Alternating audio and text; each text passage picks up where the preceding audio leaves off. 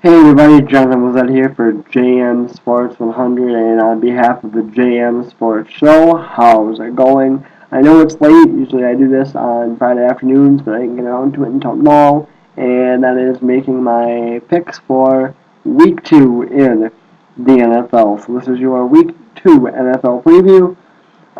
Good week last week, with the picks going 10-6. Good start as far as straight up anyway. Um, Against the spread, not so much last week, and not so much yesterday either. We did win yesterday though, with the Packers' victory. Won the straight up, so we are now 11-6 on the year straight up. We did, however, lose the spread. We did take the Bears because we thought the spread would be a little bit too high for the Packers to cover. The Packers were minus 5.5 for ours. Remember, I use ESPN's Pigskin Pick'em, so when that locks, that's what my spread's going to be, whether it's the actual spread on game day or not. We are 7-10 against the spread for the year. Went 7-9 last week, of course. Like I said, 10-6 last week, straight up. So 11-6 overall, straight up. Lifetime record straight up picks 309 and 186. Of course, this is the first time that we've done against the spread, so we're 7-10 against the spread lifetime. Alrighty, here we go. Let's get underway, and we kick things off with the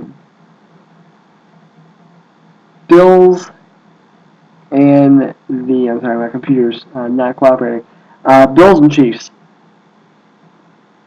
The Bills are -4 in the game. Now, I said a while back that I felt like the Bills were going to be a more improved team this year. And after watching the way they played against the Jets last week, I'm stepping back on that. I'm scaling back on that a little bit. And then the Chiefs, boy, I was surprised that the Bills were -3.5 here. I think the Chiefs are. I said it in my season preview. The Chiefs are going to be one of those teams where they're not going to be great, but they're not going to be horrible. They're going to be scrappy.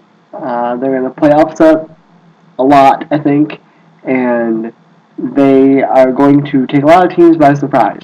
Like I said, I don't think they're going to be great.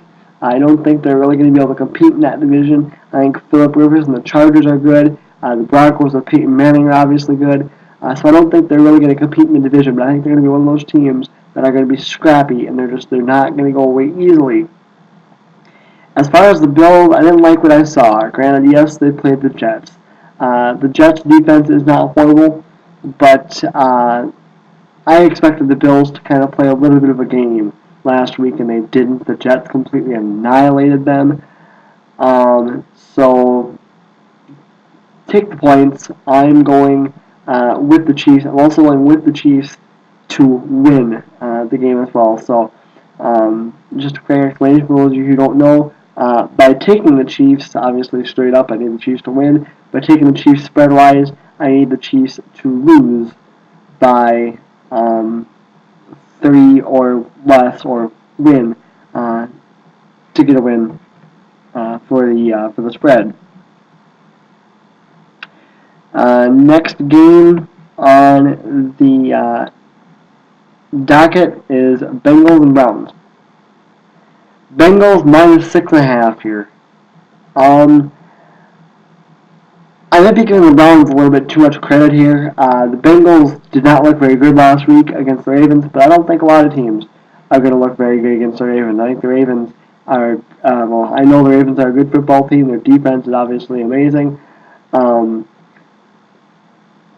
But, the Browns put up a pretty good fight against the Eagles and just about pulled that game out. Granted, yeah, Michael Vick had a rough day and threw 4 interceptions. But the Bengals and Browns, it's always a hard-fought rivalry. It's always a hard-fought game. It's always a close game. Always a nail-biter. And I felt like 6.5 was just too much to or 7, I guess, would be too much to expect the Bengals to win by. So I'm going Bengals straight up, Browns spread. The Colts and the Vikings. I was a little bit wavery with this game right here. Didn't really know where to go. I'm not real high on the Vikings. I think the Vikings are, well, they're obviously the worst team in the NFC North.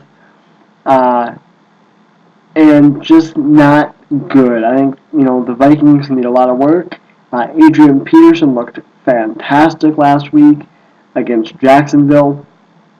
But Christian Ponder is not your answer at quarterback and never will be your answer at quarterback. Meanwhile, as far as the Colts go, yes, they got destroyed, I guess. I guess destroyed might be overstating it just a little bit. But got beaten by a Bears team last week. Obviously, a good Bears team. They didn't show it last week. Don't give up on the Bears just yet. They're still a really good football team. The Colts are going to win football games. Okay, they're going to do it, and I think they could win this one. They're getting 2 points in the game, so that's actually plus 1.5. Listen, the Colts are at home. The Colts are not going to be happy. The Vikings secondary is, I don't want to say atrocious, but the Vikings secondary is not good. Andrew Luck is a lot better than people think. For those of you that think Andrew Luck is going to be a bust, you all are insane. Andrew Luck is fantastic. For those of you who think that RG3 is better than Andrew Luck, once again, still insane. I've got the Colts winning the game, and obviously for the spread too, because I'm picking them to win, and they're not a minus. So obviously I'm going with them to get the victory. And next up we have the Oakland Raiders, Miami Dolphins. Miami Dolphins getting 2.5, so plus 2.5. What can you say? The Dolphins are a train wreck, and I'm not just basing that off one game because they didn't play well against Houston. Nobody really expected them to, because Houston is a good football team, a really good football team. But I'm basing it off of the fact that they're just atrocious. Ryan Tannehill. Tannehill's going to be a good quarterback, I think, but it's going to take him time. Joel Philbin, new head coach.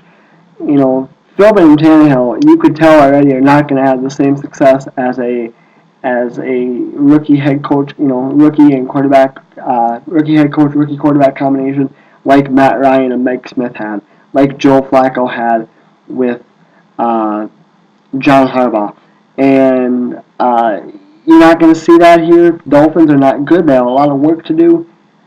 As far as the Oakland Raiders, I'm not saying they're fantastic. They gave the Chargers a pretty good fight on Monday night for a while. It's a new era of Raiders football. No Al Davis. So a new owner, new head coach, new players. But I think that the Raiders are going in a positive direction. I do think that the Raiders are going to win their fair share of games. I don't think they're a playoff team by any means, but I do think they win this football game, and obviously, so I'm taking them for the spread too, because in order to win the spread game, the only thing I need them to do is lose by 2 or less, and so if I'm picking them to win, obviously, I'm picking them for the spread too, obviously. Alright, next up we have Arizona and New England. New England minus 13.5. Spread is huge, I know. But the Cardinals are traveling. Last time the Cardinals went to New England, they got pounded. I expect that to happen here. Okay, Kevin Kolb is getting the start over Skelton. I know Kolb did not look horrible last week, but he played Seattle. Seattle isn't really anything to get extremely excited and write home about. Whole new situation right here with the Patriots and their running game. Patriots have a fantastic, they showed last week, they're going to have a fantastic running game this year, and not only going to set things up for Tom Brady to do more damage. I think the Patriots win this one big. I'm taking the Patriots and swallowing the points, 13.5 or 14, whatever you want to say. Tampa Bay and New York Giants. Tampa Bay impressed me by beating Carolina last week. Didn't think they would do it. The New York Giants, they're going to be playing angry. Okay? And when teams play angry and teams play desperate, they play good. I'll give you an example. The Packers were playing a little bit desperate last night. You don't want to go down 0-2, obviously. You don't want to fall to 0-2, obviously, especially since you'd be dealing with a team in your division that was 0-2 and that could be 0-2 because they're the only team in the NFC North that lost last week. And so they were playing a little bit desperate. You don't want to go down 0-2. You don't want to go down 0-2 at Lambeau, and you don't want to go down 0-2 in the conference. So the Packers were in a little bit more of a desperate situation than the Bears were. They came out. Teams that are in more of a desperate situation, a bigger game for them, seem to play better. This is a situation with the Giants. The Giants need to get that taste of the Cowboys loss out of their mouths. And I think they do it. I think they beat up on a Tampa Bay Buccaneers team. Even though they beat Carolina, I'm still not high on this Buccaneers team.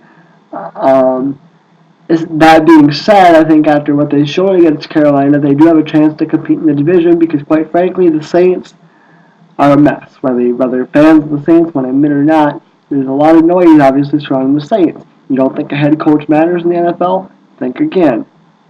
Okay, the Redskins now G3 came in and beat the Saints. You don't think having Sean Payton isn't going to play a role at some point in time this year and isn't already? You're wrong. It is. Giants minus 7.5 in this game. I'm taking the Giants and I'm swallowing the points. Give me the Giants to win the game. Baltimore and Philadelphia. Philadelphia is minus 2.5, and obviously the only reason is because who is the better team here? It's obviously without a doubt the better team here is the Ravens. Alright, their defense is great. So I don't think this pick is really all that hard to make as far as spread or even straight up. I think Baltimore wins this game going away. I don't like what I saw of Michael Vick. And if Michael Vick struggled against the Browns defense, what's he going to do against Ray Lewis and a Ravens defense when he has to throw against people like Ed Reed, who showed last week that even after all this time, Reed still got it. He's still good. Baltimore, like I said, they looked fantastic last week. I saw Joe Flacco. Flacco had the game of his career. He looked the best I've ever seen him look. And so basically, he looked good in the playoffs last year. In the playoff game against, I believe it was New England. I believe that's who they lost to last year in the playoffs. He looked fantastic in that game too. Carried over to this year. He looks like he's really, really figured it out. Listen, the Eagles are not a bad football team. They're not. They're a good football team, but they've got a lot of talent. They've got to put it together. I don't think there's much of a chance that they win this game. I am taking the Ravens, and obviously taking the Ravens for the spread too. New Orleans and the Carolina Panthers. Panthers getting 2.5, so plus 2.5. I do have the Saints in this game, but I'm a little bit shaky with it. Carolina, like I said, I was surprised with their loss to Tampa Bay last week. I think the Saints are the more desperate team here. Even though neither one of these teams want to go down 0-2, I think the Saints are the more desperate team. The Saints have something to prove. The Panthers don't really have anything to prove. Cam Newton is in his sophomore year. He still has a lot he needs to work on. He still makes a lot of stupid mistakes, and it's something that he needs to work on. The Saints' defense is not great by any means, by any stretch of the imagination, but I do think that they will be able to capitalize on the mistakes of the Cam Newton and the Carolina Panthers. I've got the Saints winning the game, and I'm also taking them for the spread too. So that obviously means that I will Need them to win by at least 3, which I do think they'll do. Next up, we've got Houston and Jacksonville. Jacksonville getting 7.5 here. I think a lot of people are making too much of the Jacksonville win last week against Minnesota. The Jacksonville lost last week, but the way they competed against Minnesota. Jacksonville's not good, okay? Blaine Gabbert looked a little better. He looks like he's maybe improving just a little bit, but he's still not good, okay? He still has a lot of work to do. This Houston defense should be able to eat him alive. In Houston and Jacksonville, really doesn't matter. Houston should be able to do a lot of damage to them. Matt Schaub is, I think, an underrated quarterback. I think he'll be able to shred the Jacksonville defense. The Jacksonville defense is not terrible, but I still think Houston is too much for them. I am going with Houston in that game there, obviously for both spread and for straight up. Washington and St. Louis. The big question on everyone's mind. Can RG3 repeat what he did last week? Well, no. No, he cannot. Listen, RG3 is a good quarterback. He is without a doubt not going to be a bust in the NFL. Excuse me, he's going to win games. But the one thing here is St. Louis put up a fight against Detroit last week and looked pretty good in doing it. Okay, Detroit is one of the best teams in the NFL. And, boy, it's weird to say that. Detroit, one of the best teams in the NFL, okay? And St. Louis gave them a good fight. St. Louis, under Fisher, has improved a lot. By the way, the Rams are getting 3.5 in this game. Okay? RG3 is going to have some trouble. Okay, the Rams' defense is ultimately better than the Saints' defense. The Rams know what's going on. They know what they know what their team is. They know what they've got. RG3, I think he's going to make some yards. I think he's going to have another fairly impressive game. But I don't think it's going to be quite as good as last week. I've got the Rams, obviously, for the spread, as I'm also going with them plus 3.5. I'm going with them straight up. Dallas travels to Seattle. Seattle getting 3.5 at home. I was really impressed with what I saw from Dallas last week, and I've said it multiple times on multiple videos this week. I was really impressed with what I saw from Dallas against the Giants. They look like they've just got it.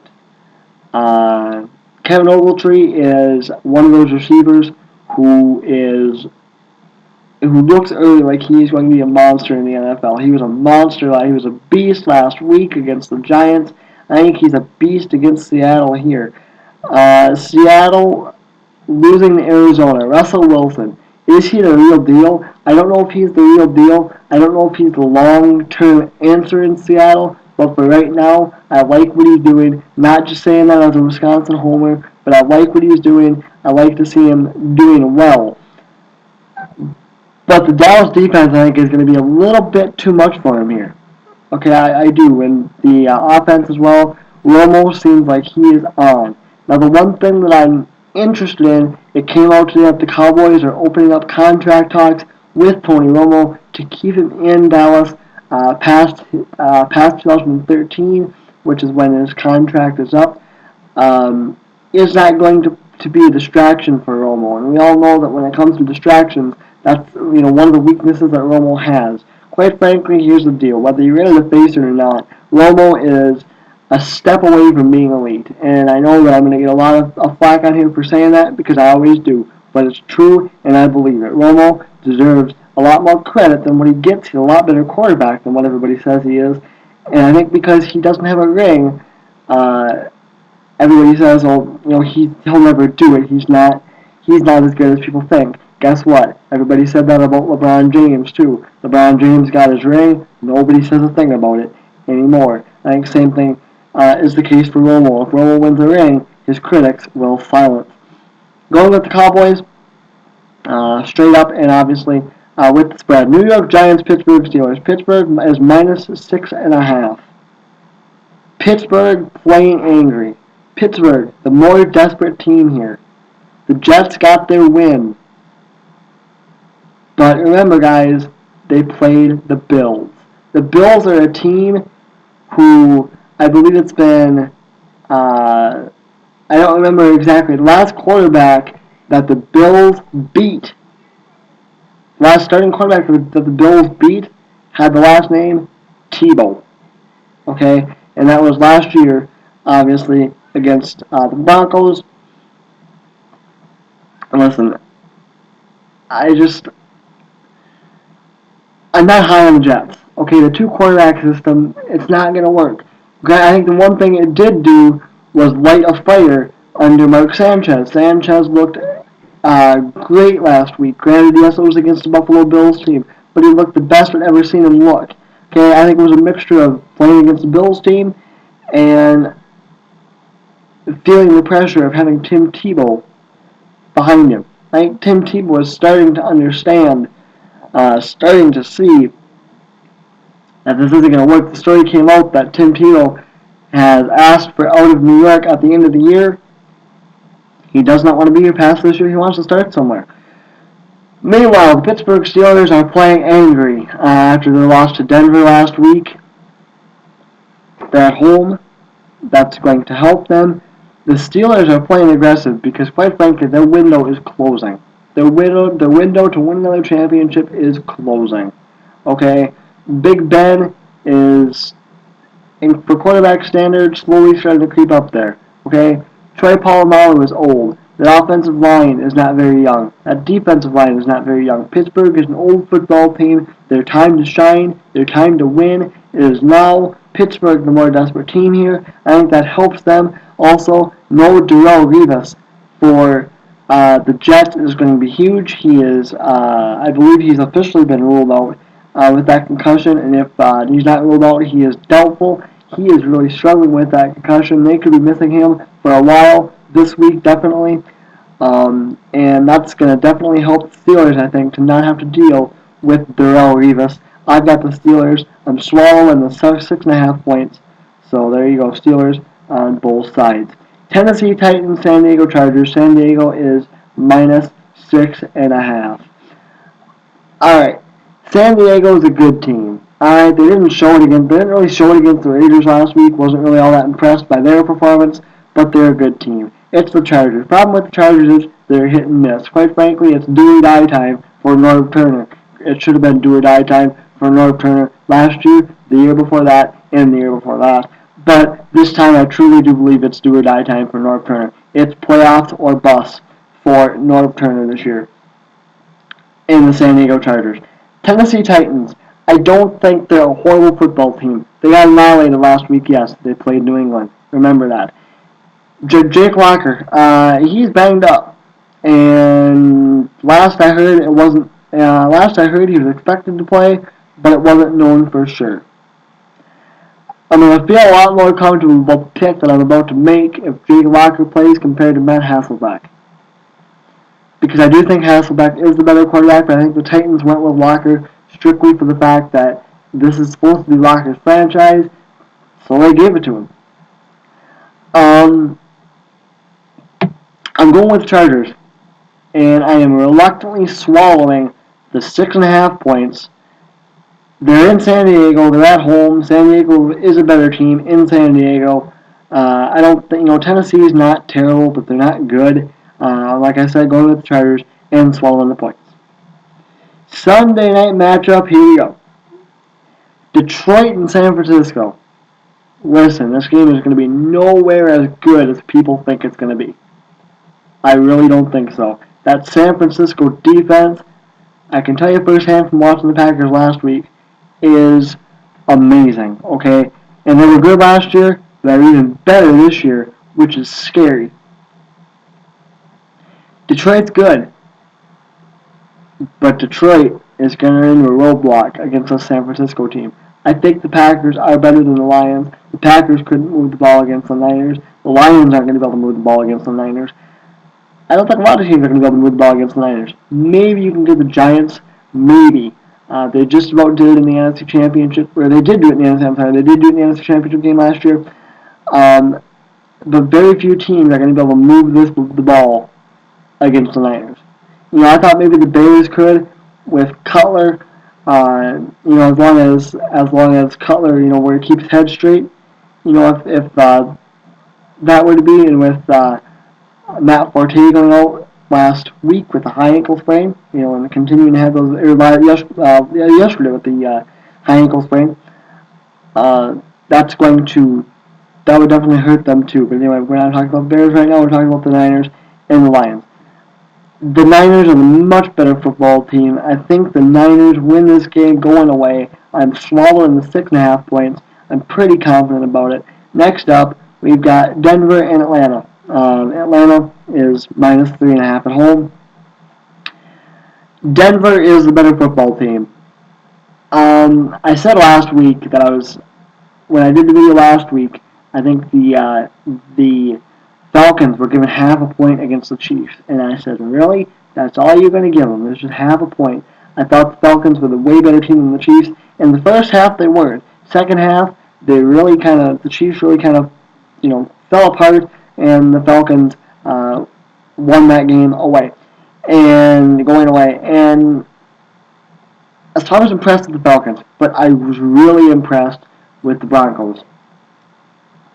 Demaryius Thomas is a good wide receiver.